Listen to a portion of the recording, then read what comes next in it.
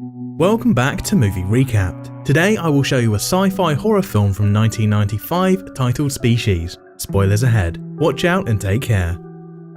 For the past 30 years, the world's most powerful radio telescopes have been scanning the heavens searching for signals from alien civilizations. The project is called SETI, which stands for Search for Extraterrestrial Intelligence. One night, in their lab in Utah, young girl Sil is put in a chamber to be killed with cyanide gas, while the head of the project, Xavier, watches with tears in his eyes and whispered an apology. However, Sil won't stand for this and she breaks the glass to escape. She's so fast the guards can't catch her, and she manages to jump into a train while it's still moving. There, she has visions of a weird monster, and when a hobo tries to come closer to her, she pushes him with such strength that she kills the man. Sil doesn't let this bother her though. In fact, she steals the man's clothes to cover up that lab gown. When the train stops at the station, Sil gets off and wanders around the station's shop to learn how capitalism works. Then she steals a bag from a man's pile of luggage and gets back on a different train, this time taking a passenger's car. She goes to the dining area to steal money, and in the kitchen, she steals as much food and random objects as she can fit in the bag, hiding whenever she hears someone come by. Now that she has supplies, she takes a seat at a cabin where she eats and watches the small TV she found in the bag as if she had never done any of these things before. When a conductor shows up to ask for a ticket, the woman doesn't mind selling her one, and Sil just nods along with all her questions to play along. Sil spends her entire trip eating as much as possible, but sleeping is hard because of the nightmares. She also is starting to notice weird pulsing bumps under her skin when suddenly a bunch of tentacles sprout out of her body. When the conductor comes to check on her again, she finds a nasty cocoon on the ceiling and immediately gets killed. Meanwhile, Xavier and his guards find the murdered hobo and realize Sil could be anywhere now. They can't ask the police for help without having to answer weird questions, so they decide to put together a special team. There's Dan, who is an empath that can sense presences and emotions. Stefan, a doctor from Harvard's anthropology department expert at cross-cultural behavior, Laura, a molecular biologist, and Preston, a freelancer that takes care of government's problems by hunting down any loose ends. Xavier gathers the team in his office to give him the full story of what happened. After 30 years of sending messages to outer space, the SETI project finally got an answer back from an alien. This message turned out to be a new sequence of DNA with friendly instructions on how to combine it with ours. They injected this sequence into one human ova, and the only one that survived was codenamed Sil, who grew into a young girl in just 1 month. They kept her caged and isolated for safety's sake, but after 3 months, she started to have nightmares and some mysterious bumps would appear under her skin.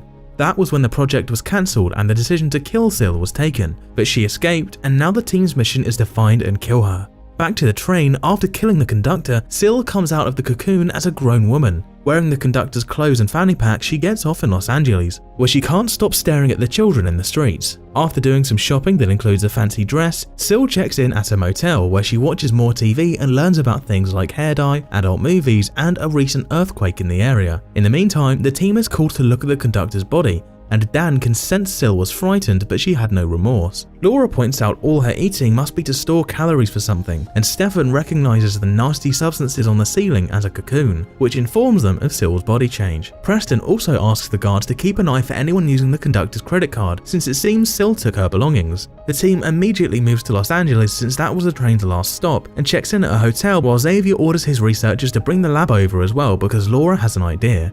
She wants to grow another alien, this time without combining it with human DNA so they can study the creature's vulnerabilities. Once the lab is set up, Laura begins working with the alien DNA, but the camera goes down in the middle of the experiment. She decides to change the camera herself with the help of Preston, but while they're in the middle of it, the alien DNA activates and begins growing quickly. They need to close the box before it escapes, but in their hurry they lose a bolt and the creature is starting to get out. Xavier refuses to open the door because of possible contamination, and Protocol says he must burn the room and everything in it. While Laura and Preston attack the creature to keep it back, the rest of the team pushes Xavier away and opens the door so their friends can come out before the room is burned to ashes. In the evening, Sil changes into more casual clothes and asks the motel receptionist to tell her where to find a good man. The guy tells her about the nearby club and asks for her credit card for room incidentals.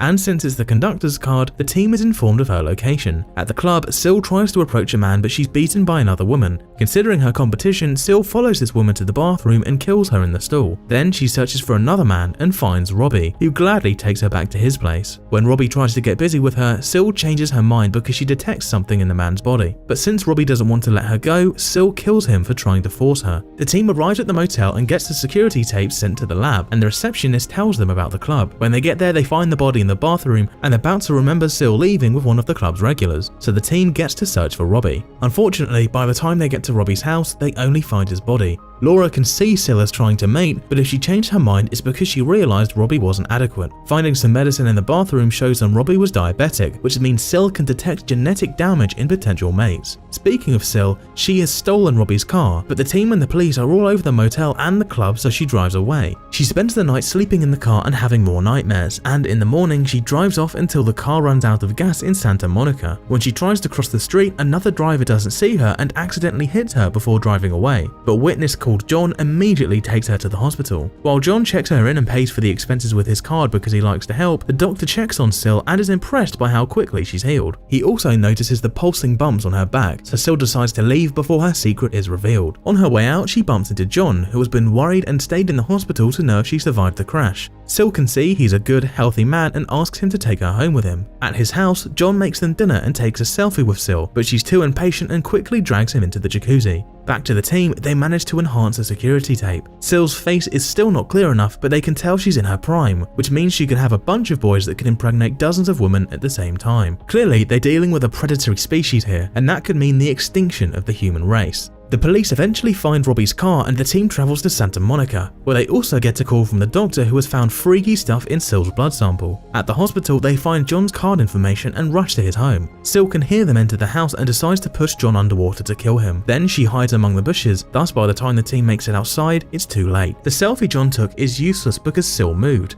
so they still don't have her face to search for her. Seeing as they can't do anything else tonight, the team decides to go back to the hotel and rest, deciding they can stake out the club the next day. Meanwhile, Sil has run out of the house and stolen a car from a random woman, which she uses to drive back to John's house just in time to see the team leave. Reading Xavier's lips, she can tell they'll be at the club. Once she's learned their location, Sil goes away the night at the house belonging to the woman she stole the car from, who is now tied to the bed. Another nightmare gets Sil while she sleeps. This time she sees herself getting busy with Preston. In the morning, she decides on a plan to get the team off her back. First, she gets her own finger because she can regrow another. Then she takes one from the woman's hand as well, which she throws in the trash. Afterwards, she goes to the gas station and fills a bunch of containers with gasoline before studying the area to find a building with a high voltage transformer. In the evening, the team guards the club, but nothing happens until Dan goes outside to catch some air. Sil appears in front of her for just a few seconds before running away and getting inside a car where she's keeping the kidnapped woman and the gasoline containers. The team chases her out of town, but this is all a part of Sil's plan.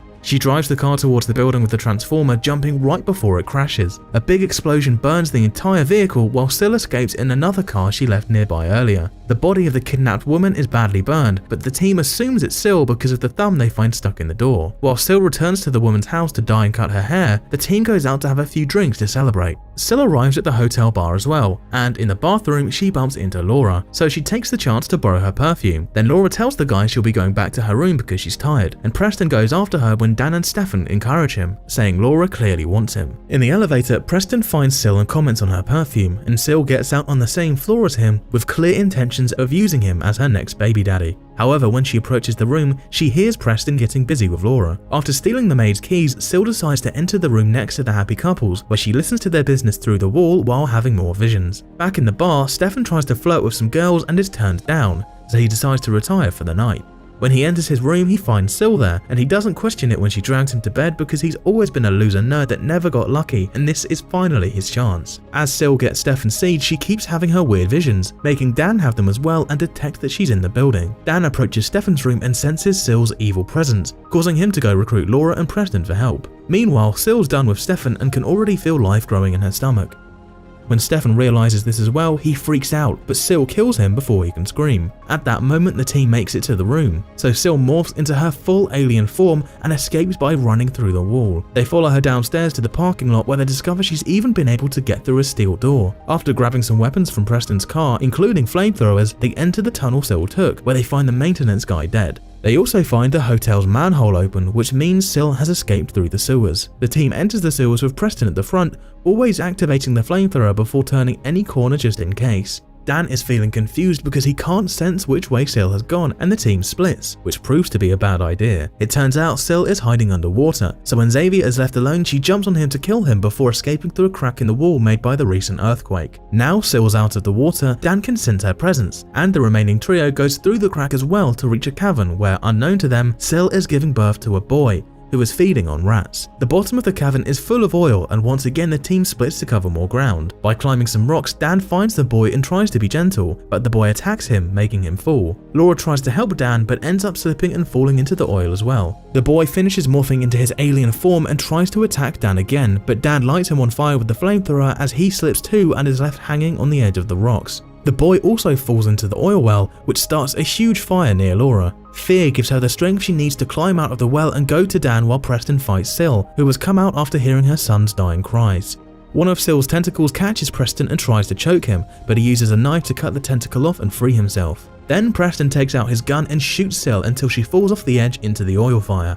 Afterward, Preston and Laura run to Dan to help, but Sil is grabbing his legs and pulling him down, so Preston hurries to unload his shotgun and blow Sil's head up. After getting Dan back up, the trio leaves the sewers, glad to see this is finally over. Unknown to them, one of the cave rats is eating the tentacle Preston cut off and begins morphing until it grows its own tentacle that allows it to kill other rats. Make sure to subscribe and turn on notifications so you can watch more videos like this. Thanks for watching.